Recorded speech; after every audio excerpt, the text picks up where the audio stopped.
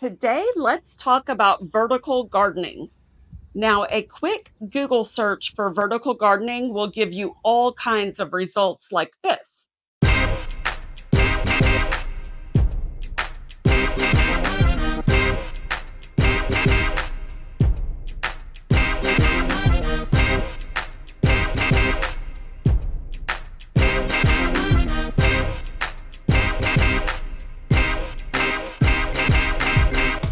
But that's not what I want to talk about today. Instead, we're going to discuss some of the benefits of vertical gardening, including which plants do best vertically. And then I'm going to show you some trellising options that I have used in my garden over the years and what I've learned with each option and how I saved money when creating my vertical space. There will be chapters in the description, so if you want to skip ahead, feel free. Oh, and I'll be sharing some bonus information too. As I did research for this video, I learned some pretty cool things that I think you might like as well. Before we dive into trellising options and how to create them on a budget, let's first talk about why you should think about going vertical. The number one reason is that there are just some plants that do best when you grow them vertically on a trellis. For example, a lot of your squash plants are going to do better when you grow them on a trellis. There are a lot of other plants, and we're going to discuss that in just a moment. The second reason you might want to think about going vertical is space. Let me know if you are limited in your space. I know some of our viewers live in apartments or only have a balcony space. Let me know what kind of space you are growing in. When you think of growing vertically, you might actually picture some of those images that I showed at the beginning. Personally, when I think about growing vertically, that is not what I imagine. I typically think of trellis options. Let me know what you think. A third reason to grow vertically is just to get your plants up off the ground. This, of course, is going to help eliminate some pests and diseases. Once you have them up off the ground, you have better airflow and you can just see better whenever you've got issues going on, or if there's any pests, you're going to be able to see those better. It also makes it easier to maintain certain plants when you are growing them vertically. You can just access them easier, especially if you're growing in the ground or in lower raised beds. Having them up at eye height or waist height or whatever, it's going to be a lot easier to access. And even if you do have a lot of growing space, growing vertically can actually help you increase your yields because, for example, if I plant a pumpkin plant and I'm just letting it just grow all along the ground, I'm only going to have the space for probably one plant, right? Whereas when you let that plant grow up a trellis, you might be able to put in 1, 2, 3, 4 plants or whatever for, in the same amount of space that you would actually only be able to fit one if you had it growing over the ground.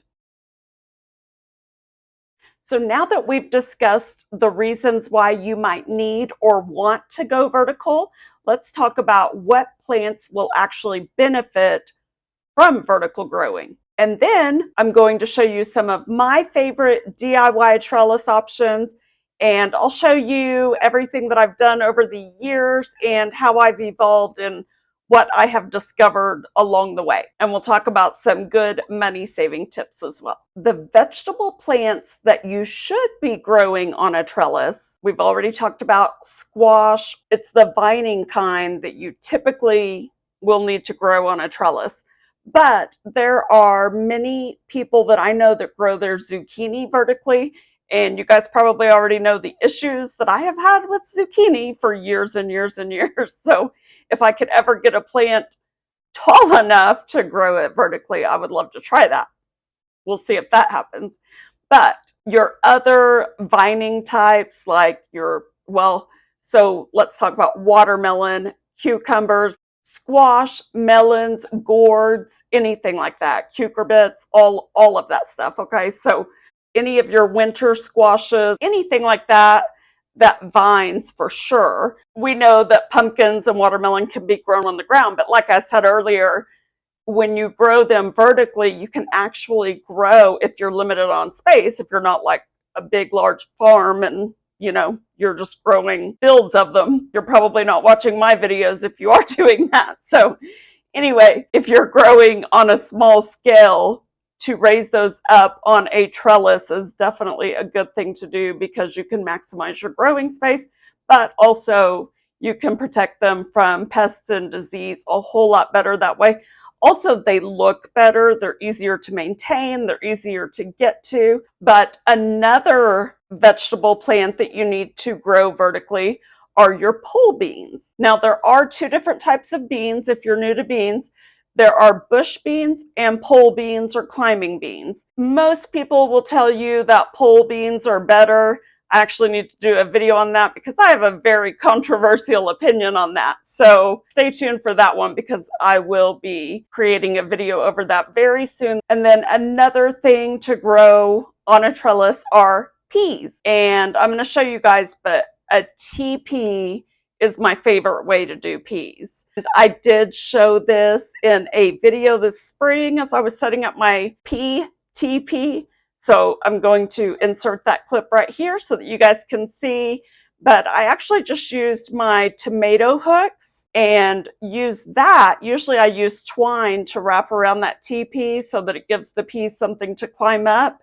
Now I have made a mistake in a previous year of not, when I was using just regular twine, I didn't put the lowest part of the twine low enough. So I highly suggest as you're running that string or twine around your TP, make sure the bottom portion is actually just above the ground. Like a centimeter above the ground, because your peas, they will flop over and they just don't do as good if they can't clasp onto something like right away. They take off and do a lot better if they can grab a hold of something immediately after they've come up out of the ground. At least that's been my experience. And then of course we all know about tomatoes, right? Indeterminate tomatoes especially. So you definitely need a trellis for your indeterminate tomatoes. Do not use tomato cages for your tomatoes. I know some people will use them for determinate tomatoes. And I mean, you can. I just think that there are better options. Now, if you do have some tomato cages, or if maybe you've just found a really great deal on tomato cages and you just happen to have them, there are some vegetables that benefit from a tomato cage. Number one, I have grown my zucchini in a tomato cage before at a different property.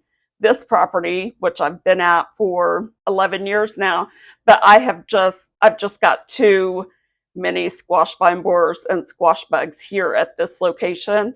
Another thing that I like tomato cages for are my bell peppers. If you've ever grown peppers, they can get kind of top heavy and they do need a little bit of a staking mechanism to kind of hold them up. So tomato cages actually work really great for that.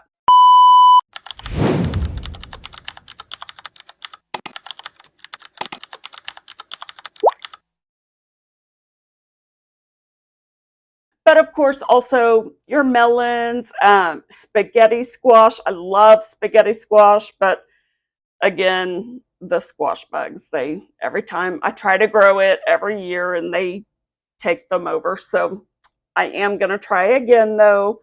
I'm running out of season, so I need to get those started very quickly. I was just trying to wait for all of my squash pests to go away.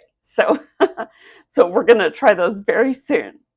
But I have tried many, many, many different trellising options for my indeterminate tomatoes. So let me show those to you now. Okay, so here is from my 2020 winter garden.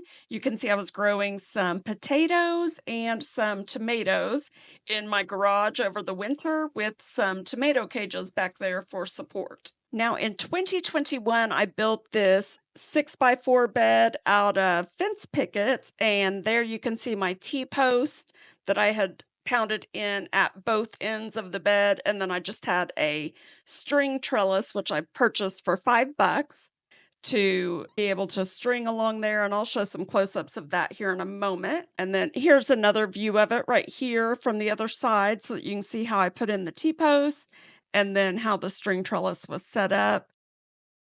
And then here's some images of the south garden. Now check this out on the right-hand side. That is my loofah plants. And you can see I just zigzagged some twine in between those two T-posts. And then that image on the left, that is actually from a distance so that you can see how that was really set up. So what I want to point out right here is you can see the loofah, that's that front trellis with the zigzag. And then back behind that was where my pole beans were. This was back in the year 2021, which was the first year that we did the south garden. And then over there on the left-hand side, in that narrow bed against the house, I did the same zigzag trellis, and that's where my spaghetti squash was that year. Now let's talk about this wooden A-frame trellis. I purchased this at Lowe's back in 2020. I got 2 of them for $15. They are not that cheap anymore. I think you could definitely make one a lot cheaper than what you can buy them for. So I did look up some online trellises that you can purchase these days at some of your big box stores, and I want to show that to you now, just so that you can see that DIYing these trellises are definitely the best way to go, and I'm still going to show you how to do that here in a moment. Okay, so right now we are looking at the Home Depot, and do you see some of these prices going by? I mean, some of them are a little cheaper, but like this right here, $3.53. Are you kidding me? I know lumber's expensive right now. $3.71 for that one. Did you see that? This one here, $1.19, I think it said. I mean, just look at some of these prices. And like I said, I know lumber is expensive, but it's not that expensive. Some of these would be so simple to make. And I'm going to show you guys because my A-frame trellises that I showed you that I purchased in 2020, they did fall apart right before this year started here in 2024. So they lasted several seasons, and for $15, I'm not complaining. But the only thing that fell apart on them are the hinges. And you know, you can go to the hardware store and get new hinges for $1 or $2. So I am going to fix those and keep on using them because even though the wood is worn, it's not falling apart. It's just the hinges that fell apart. So just take a look at some of those prices. And then next we're going to take a look at Lowe's. So at first glance, this one for $11.48 doesn't seem so bad, but then when you look at it, it's only a foot wide and it's only 4 foot tall. So that isn't going to trellis a whole lot of things, especially once you put it in the ground. It's probably only going to be about 3 foot tall. Just look at these prices though, ridiculous. And then again, this $5 thing is only 2 foot tall. By the way, if you are going to use some like that, they sell those at the Dollar Tree. So if you are going to use those, I'd go get them from the Dollar Tree if I were you.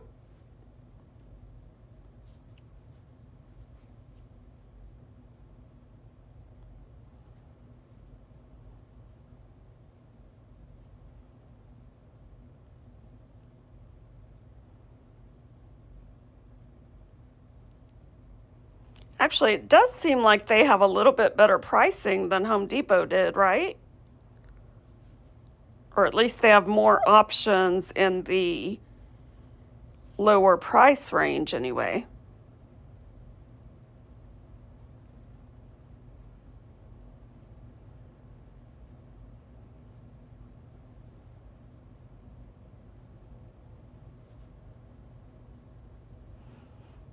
But like this one right here, this wooden one, the little fan style, we probably have enough scrap wood out in our garage to make one of those. And it certainly wouldn't cost us $20 to do it. Oh, I like this one. But see, again, 42 inches high, that means by the time you put part of it in the ground, it's not even going to be 3 foot tall. So probably not worth the cost. But I definitely do like these prices better. Okay, so I want to show you this because I did look at items like this when I was creating my garden fencing, because originally they didn't have the gate like I have added now. I'll show you guys images of that, but I did these archway panels instead, and those aren't actually gates. Those were actually archway panels that I bought at Lowe's back in 2019. I think they were like $15 at the time, but they were like made so that you could kind of put them in a V shape, and I just assembled them into the ground so that one side was not planted firmly in the ground so that I could let it swing open. But anyway, check this out. I always thought this would have been really cool, but I would have needed to put my 4-foot tall fence somehow to block Rocky from jumping over those little bedding areas on either side. But I did like the idea of being able to plant in those little squares on either side and let things grow up the trellis. But you'll see why I didn't go that way here in just a second. But see, I would have had to have had my fence in front of those boxes and have those boxes on the inside of the garden, which isn't a bad idea, but that just looks weird. Why would you put it there? But anyway, let me show you. This is why I didn't do that. $289. I can't even fathom spending that much on just the gate alone, especially if you are gardening on a budget. That is definitely not the amount of money that you want to spend on just a gate. Okay, now we're going to get into how I had the garden set up in 2022. This is where I started adding some new trellises. And again, right here, that's just that same trellis netting that I had used. Now on this one, let's have some fun here. Pause the video right here, zoom in, and see if you can count how many trellises are in this area. Let's see if you guys can find them all. Okay, so from just this first image, I believe there are 5 in that main image, if you're counting that teepee in the far left corner. But behind the blackberries right there, we had used a metal bed frame that I got off of Facebook Marketplace for free.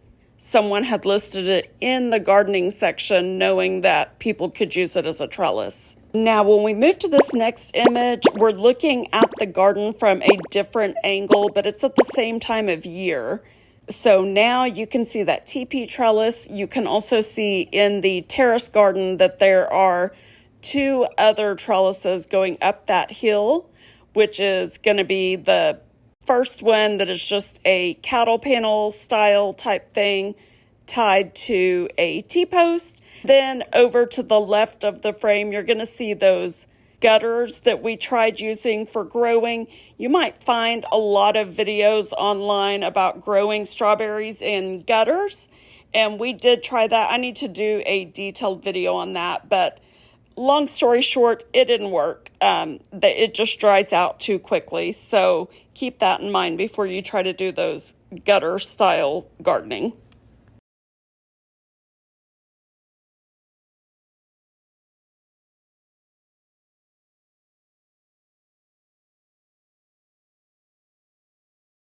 Anything that I mentioned today, I will link it in the description. So make sure you check down there if there's anything that you're interested in.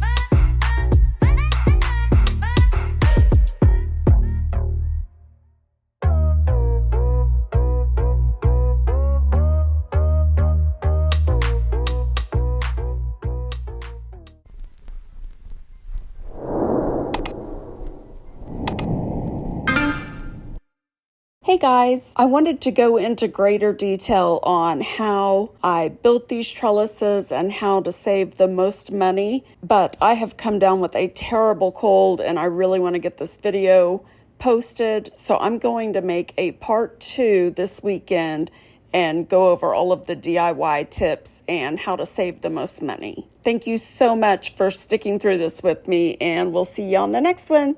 Remember to go the second mile today for someone in your life and with your resources.